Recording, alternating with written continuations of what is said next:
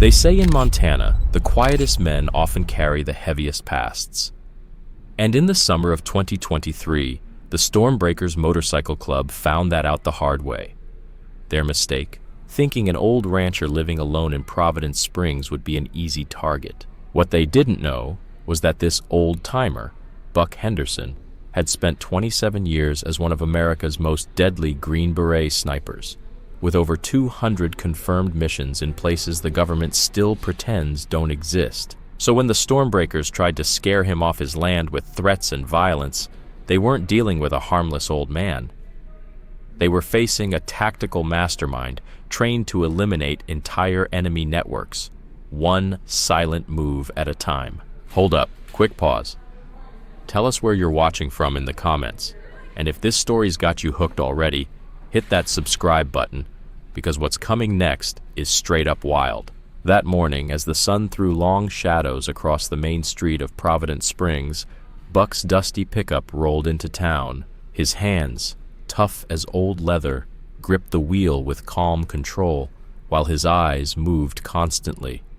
The kind of habit that doesn't fade after decades of surviving hostile zones. In the trailer behind him, his horse shadow shifted quietly. Standing outside the diner, Sheriff Tom Reynolds squinted toward the truck, instincts kicking in. 20 years in law enforcement had taught him how to read people, and something about the way Buck moved, the quiet precision, the subtle scan of his surroundings. It didn't scream retiree. It whispered something else entirely. "Morning," Reynolds called out as Buck parked in front of the local real estate office. "Welcome to Providence Springs." Buck nodded, voice low but steady.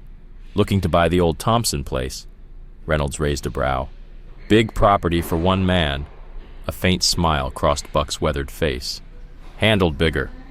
Inside, realtor Michael Stevenson was already regretting today's showing. Just that morning, Maris Grim Carpenter, president of the Stormbreakers, had paid him another visit, reminding him that the ranch was off limits. "That property's a tough one," Stevenson began carefully. "Needs a lot of work, maybe something smaller." Buck's eyes, steely gray and unwavering, met his. The Thompson place. Something about the way he said it made Stevenson's mouth go dry.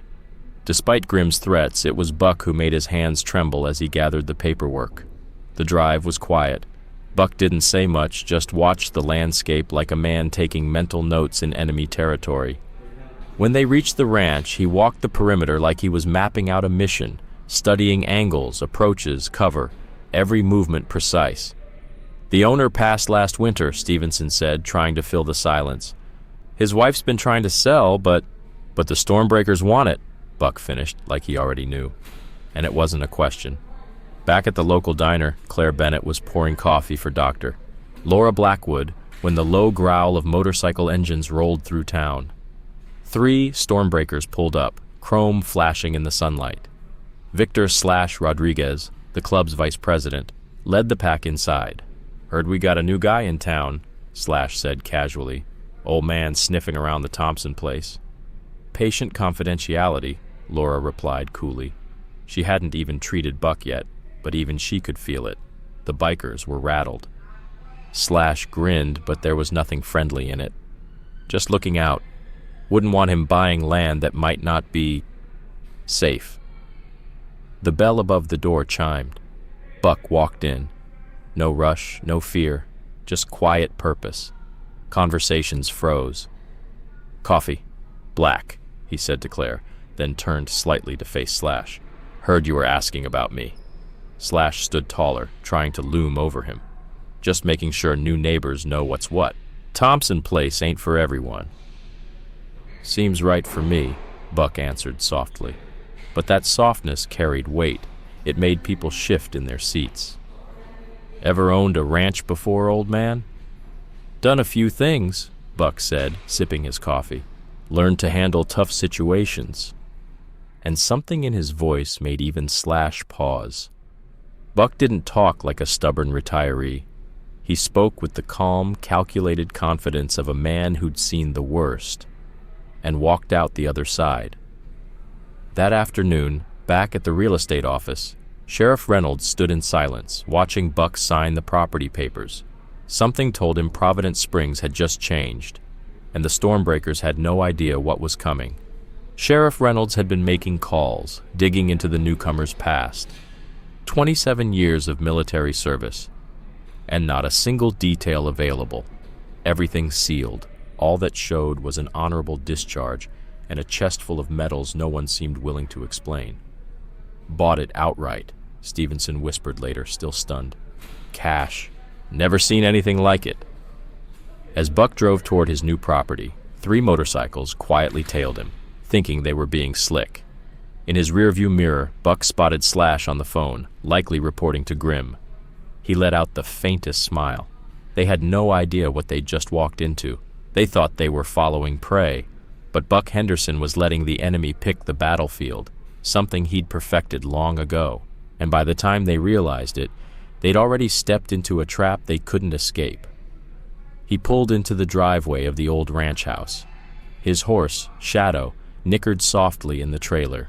The bikers didn't stop. They kept riding, dust clouds curling in their wake. Inside, Buck moved through the house with calm precision. He wasn't just unpacking, he was assessing. Angles, exits, defensive positions. He didn't just see a home, he saw a perimeter. Back in town, Dr. Laura Blackwood was updating patient records when Claire refilled her coffee. "What do you make of him?" Claire asked. Laura didn't answer right away. Then, his hands. Those aren't ranchers' calluses. That's something else entirely. As the sun dipped below the mountains, painting Providence Springs in purples and golds, Buck stood on his porch, quietly watching the light fade. Tomorrow, the real work would begin. Not just building a home, but preparing for a confrontation. He knew the Stormbreakers would come. They always did. People like them always mistake silence for weakness, age for fragility. But they were about to learn what others had before, why Buck Henderson had survived decades in places the world pretends don't exist. As night fell, he allowed himself one last quiet smile. The Stormbreakers thought they were the hunters. They were wrong. Dawn broke over the ranch, his ranch now, casting warm amber light over the Montana hills. Buck had spent the night mapping every inch of the land in his mind. He didn't need paper. He used instincts honed in war zones, spotting every approach, every ridge that could hide an ambush or become a trap. The Thompson house, now Henderson's, sat on a natural rise, offering clear sightlines of the valley. What the Stormbreakers saw as scenic beauty, Buck saw as tactical advantage. Emma Thompson arrived just after sunrise, the crunch of gravel announcing her battered old Dodge pickup. She parked deliberately, out of sight lines that could silhouette her against the morning sun. Different life, same instincts. "Brought you breakfast," she called out, holding a basket. "Figured you might be low on supplies." Buck opened the screen door and nodded her inside. The house was sparsely furnished, bare bones, efficient, but Emma noticed something. The furniture had already been moved, subtly, sight lines to windows, clear fields of view. This wasn't decoration, it was defense. "Thomas worked this land for 27 years, she said softly, unpacking biscuits. "Kept the deed clean even when those bikers tried everything. He would have liked you. Someone strong-willed to take over." Buck's voice came low. "Tell me about the Stormbreakers." Emma's expression darkened. "Started buying up land 2 years ago, forcing families out. They want this whole valley. Something about location, logistics, movement, who knows." Out on the edge of town, at the Stormbreakers clubhouse, Marcus Grim Carpenter stood over a map, every recent land purchase marked in red. Except one, the Thompson Ranch. Buck's purchase had left a dangerous hole in their plans. "What did you find?" he asked Slash, who'd spent the night making calls. "Records are locked down tight. Got a buddy at the VA. Says the guy's file has more black ink than white. Whatever he did, someone's making sure it stays buried." Grim's eyes narrowed. "Send a crew. Nothing too obvious. Just test him. See how he reacts." That same hour, Doctor. Blackwood was tending to Reaper Morton's daughter when she overheard the Stormbreaker sergeant-at-arms on a call. "Yeah, "We're heading up to the Thompson place now," he said. "Time to have a little fun with the new guy."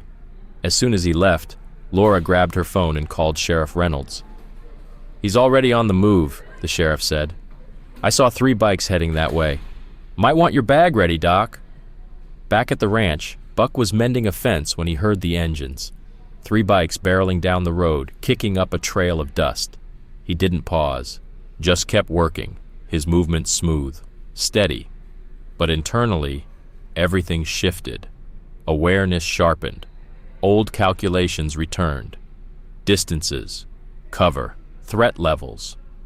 "Nice spread you got here, old-timer," the lead biker called, killing his engine. Buck recognized him, one of Slash's guys. Shame if something happened to it. Buck drove another fence post into the ground. His hands never shook. "Long ride just to make threats," he said quietly. The bikers fanned out, trying to flank him. Another mistake. With the morning sun at their backs, they'd blinded themselves if it came to a fight. They didn't know it yet, but the game had already started, and Buck Henderson was 10 moves ahead.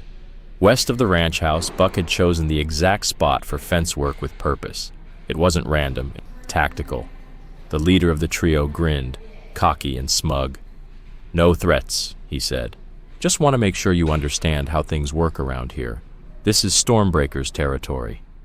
Buck didn't raise his voice. "This is my land." The softness in his reply had weight, enough that one of the bikers shifted uncomfortably, suddenly unsure. "For now," the leader muttered, stepping in closer. "But accidents happen, especially to old men who don't listen." What happened next was so smooth, they almost missed it. 1 second, Buck was holding a fence post. The next, the post driver was in his hands like a weapon, his stance shifting with a calm precision that screamed combat. The type of movement that only comes from decades of close quarters training. 3 men, Buck said casually. 3 bikes, all within striking distance. You really want to talk about accidents? The leader's hand twitched toward his jacket. Buck's eyes tracked the motion instantly. "Glock 19, he said. "Shoulder holster. You're right-handed. Easy read. Your buddy on the left? Knife in the boot. Keeps touching it. And the one behind me? Too busy watching for witnesses to be useful." The bikers paled. This wasn't guesswork. This was a surgical, tactical breakdown from a man who lived in danger, a man who once turned battlefield chaos into symmetry. "I'm going to finish mending my fence now," Buck said evenly. "You're going to leave. And when Grim asks, tell him I prefer direct conversation over second-hand threats." A cloud of dust marked their retreat, just as Sheriff Reynolds pulled up, catching the bikers as they fled. "You all right?" Reynolds asked, stepping out of his vehicle. "Just fine," Buck replied, calmly driving another fence post into the ground. "Those boys don't usually back down," the sheriff said, narrowing his eyes. "Most men do," Buck answered, lining up the next post. "Once they realize they're not the most dangerous thing in the room." Back in town, Dr. Laura Blackwood was surprised when Emma Thompson showed up unannounced, worry etched across her face.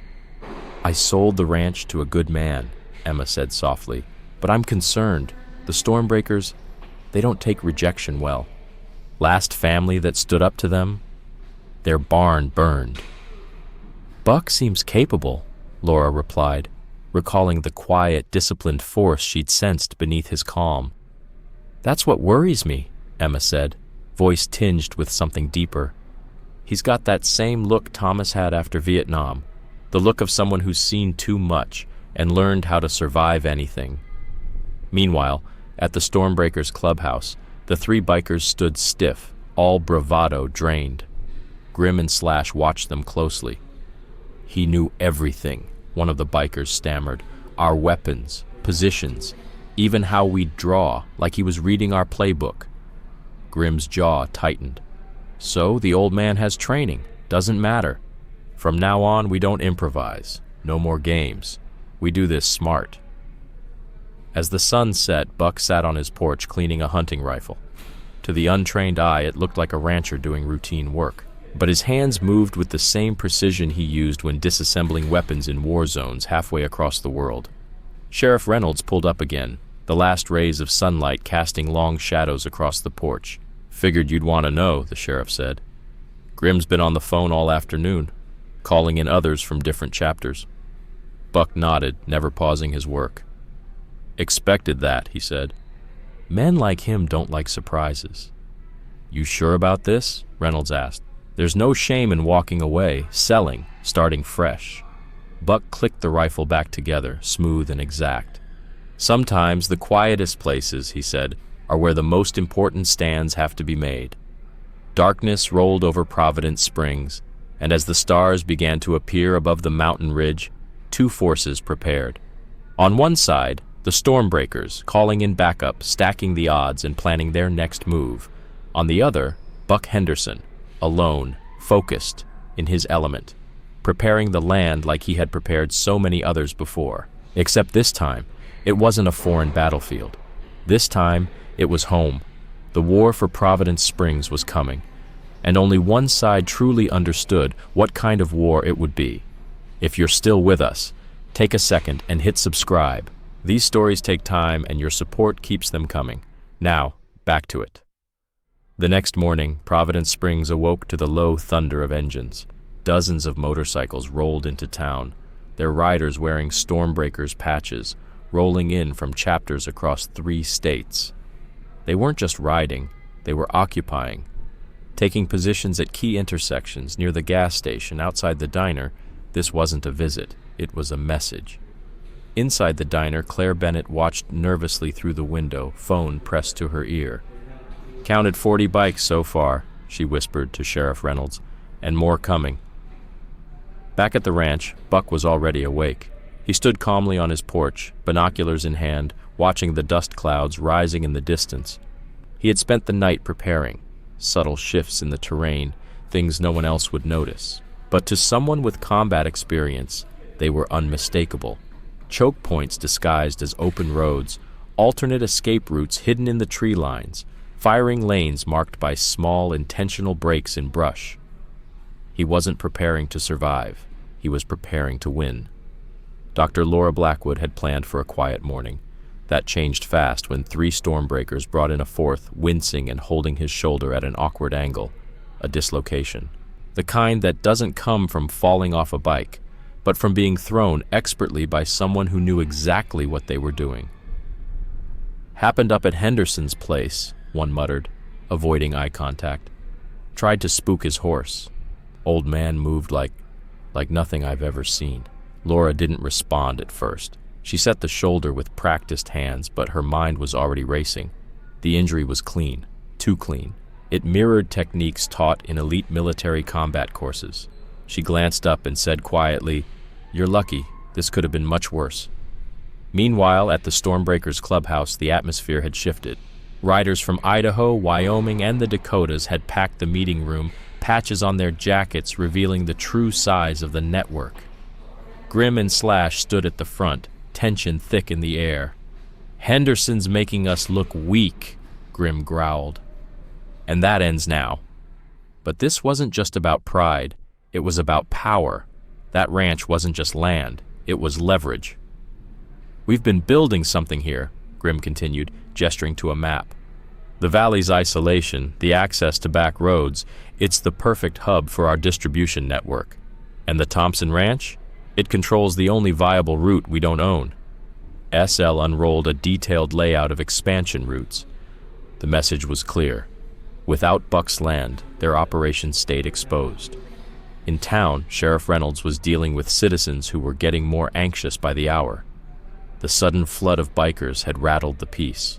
At the grocery store, he spotted Emma Thompson calmly stocking supplies. "Taking these up to Buck," she said. "Man needs support when he's holding the line." "You seem confident in him," Reynolds noted. Emma's eyes drifted for a moment, far away. "My Thomas served in special forces. You could always tell the dangerous ones. They were never loud, always thinking 10 steps ahead. Your new rancher? He's got that same look." Out at the ranch, Buck's morning was interrupted by the hum of a car engine. Michael Stevenson stepped out of his realtor's vehicle, visibly sweating. They sent me with an offer," he stammered, holding out an envelope. 3 times what you paid." Said it'd be smart to accept. Buck took the envelope but didn't open it. "Tell Grim," he said calmly. "If he wants to talk, he knows where to find me." "You don't understand," Stevenson pleaded. "This goes beyond Providence Springs. The Stormbreakers, they've got connections, big ones. They're part of a major distribution network. This isn't just some gang." Buck nodded, still calm. "No," he said. "They're men who think violence and numbers make them invincible. I've met their kind before." At the local clinic, Laura was trying to review Buck's medical file, but most of it was classified. What she could access told a story. Multiple surgeries in military hospitals around the world, injury patterns consistent with high-risk missions, and recovery times that didn't seem human. A commotion outside drew her to the window. Frank Reaper Morton was lining up motorcycles like chess pieces. Laura recognized the pattern. She'd seen it before during her deployment, search and intimidate tactics. But Buck wasn't idle either. That afternoon, he quietly worked his land. To the untrained eye, it looked like normal ranch chores, moving hay bales, reinforcing fences. But Emma Thompson, bringing up more supplies, noticed the truth. She squinted at the placement of bales, perfect cover for ambush positions. "He used to do that too," she said. "Thomas called it passive defense, making the ground work for you." Buck didn't look up. "Your husband taught hand-to-hand for special forces, saved my life more than once." Emma blinked. You knew him." "Trained under him in '82, Buck replied. "Best instructor I ever had." Back at the sheriff's office, Reynolds was on the phone with state police. "No, I can't prove they're doing anything illegal. Yeah, their bikes are all registered, but I'm telling you, something's coming." His deputy, Mike Collins, burst in. "Sheriff, we've got a problem. Reaper's crew is heading toward Henderson's, 15 bikes. And they're armed." Reynolds grabbed his jacket. "Call Dr. Blackwood. Tell her to be ready." But when he arrived at the ranch, he didn't find chaos. He found calm. Buck sat on his porch drinking coffee. Not a biker in sight. "What happened?" Reynolds asked, scanning the property. "They tested the perimeter," Buck said, sipping his cup. "Lost 2 bikes to hidden pits. 3 more slipped out on the oil traps. The rest decided to rethink their approach." Reynolds blinked. "You booby-trapped your own land?" "Just encourage them to think carefully," Buck replied. "No serious injuries this time." As evening settled over Providence Springs, a heavy silence fell. The Stormbreakers were regrouping, their clubhouse now filled with riders from multiple states. But the mood wasn't victory. Word had spread. The intimidation attempt had failed. Badly. Inside Grimm's office, tempers flared. "I want everything," he barked. "Military records, combat history, every operation he's ever done." Slash shook his head. "Already tried. It's all sealed. But I found something." He dropped a crumpled sheet of paper on the desk. Rumors. From the 90s. Special Forces operator they called the Ghost said he could dismantle entire compounds, vanish without a trace. Every mission he touched ended the same way, quiet and final. Grimm stared at the paper, then at the map, then out the window, where the lights of Providence Springs flickered in the distance. This wasn't over, but it also wasn't the war they thought they were fighting. They were never sure if the stories were true. Rumors about a ghost from Special Forces days, a man who laid traps so precise they seemed like myths. Legends whispered through cartel networks and black ops channels. Some said he was a warning, others swore he was real. In the deepening dark of Providence Springs, Buck Henderson made his final checks across the property. Motion sensors disguised as ranch tools, pressure plates hidden under ordinary soil, escape routes that could flip into kill zones with the flick of a switch. Tomorrow would bring escalation. The Stormbreakers wouldn't take today's humiliation quietly, but as Buck watched the sun drop behind the hills, he allowed himself a quiet, knowing smile. They still didn't understand. They thought they were closing in on a target. In reality, they were walking into a war zone, one designed by a man who had spent 27 years perfecting his battlefield. They made their move just after midnight, 20 bikes, 4 directions, engines barely audible, headlights off. They crept in like wolves, with 4 black SUVs following close behind, carrying their most experienced enforcers. They thought they were clever, but Buck had seen this play 100 times before. He watched from the shadows through a night vision scope, voice calm as he spoke into a recorder.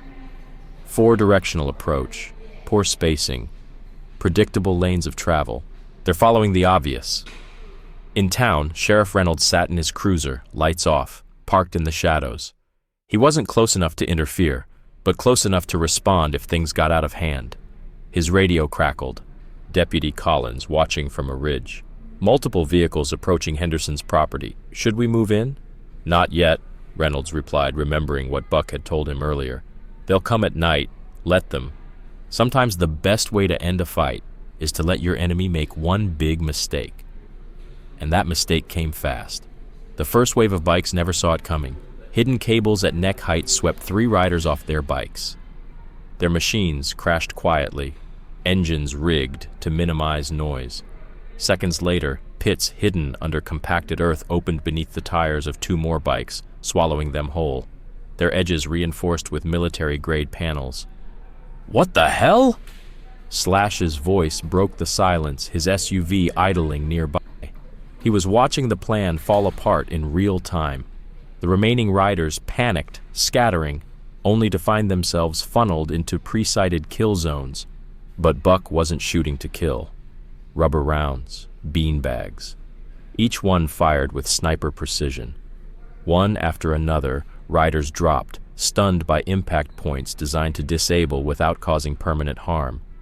Gaps in their armor, nerve clusters. He knew exactly where to hit and how hard. "Spread out!" Grim barked over the radio. "He's just one man. He can't cover all angles." A quiet voice replied through their own channel. "Actually, I can." Confusion exploded across the radios. Buck had hacked their comms. His voice, calm, surgical, echoed everywhere and nowhere at once. 6 down at the north side, he said casually. 4 more about to discover the quicksand pits to the east. The rest of you, you might want to reconsider your choices. Back in town, Dr. Laura Blackwood stood at her clinic, scanning the first reports coming in over emergency channels. The pattern was unmistakable. Every injury deliberate, measured, and non-lethal. She didn't see chaos. She saw a demonstration. Back at the ranch, the SUVs pushed forward, hoping their weight and numbers would punch through. But they didn't count on Buck's final line of defense. Buried beneath the soil, military-grade EMP generators. With one signal, all 4 vehicles died simultaneously. Engines silent, lights flickering out like snuffed candles. Buck's voice came again, not over their dead radios, but through a separate channel. "You're all in fixed positions now," he said quietly. "Surrounded by terrain I've spent a week tailoring just for this moment. Ask yourselves, do you really want to see what else I've got prepared?" Inside one of the SUVs, Slash's hands trembled as he watched the chaos unfold on the monitors. "He's not defending," he whispered. "This was never about defense. This was a trap. He wanted us to come." Back in town, Claire Bennett sat with Emma Thompson at the diner, the soft crackle of a police scanner between them. "They weren't supposed to push him like this," Claire said. Emma stared at the window. "Thomas used to talk about men like Buck," she said softly. "He called them architects, said the truly dangerous ones don't just fight, they shape the fight. They make you move when they want, where they want, and you don't even know you're being controlled." By the end of the assault, nearly half the Stormbreakers' force was down, not dead, not broken, just defeated, pinned, immobilized, trapped. Then Buck's voice returned. "This is your final warning. Your wounded will receive treatment once you've withdrawn. I've shown you what I can do with non-lethal force. Don't make me introduce the alternatives." Inside his SUV, Grim stared at the chaos around him, the shattered plan, the limp bodies being dragged behind cover, the black SUVs silenced like toys. The entire assault had collapsed in under 15 minutes. He didn't speak. He just grabbed the radio and gave the only order he had left: retreat. they thought he was just a retired rancher. But in truth, Buck Henderson was a ghost, one of the most dangerous operatives ever trained to dismantle entire organizations from the inside out. When a violent biker gang tried to push him off his land in Providence Springs, they didn't realize they were walking into a battlefield prepared by a man who'd turned war into a science. Buck turned their aggression against them using non-lethal traps, psychological warfare, and surgical precision to dismantle their network, one calculated move at a time, but the bikers were just the beginning. Behind them stood an international weapons ring. Private military contractors, black budget weapons, corporate assassins. Buck had seen this pattern before. He let them come, exposed their entire operation, and forced their hand. When corporate death squads hit the town, they found something they didn't expect: a united community. Farmers, teachers, even former outlaws, all trained, ready, and guided by Buck's strategy. Every move the corporations made was recorded. Every act of violence turned into evidence, and when the corporations tried to clean it all up, Buck had already spread the truth across international networks. He didn't just defend his ranch. He exposed a system that believed it was untouchable. Providence Springs became more than a battlefield. It became proof. Proof that ordinary people, when they stand together, can bring down empires built on lies. The Ghost program wasn't about killing. It was about exposing the kind of power that thinks it can silence truth. And Buck Henderson just reminded the world that truth, once exposed, can never be buried again.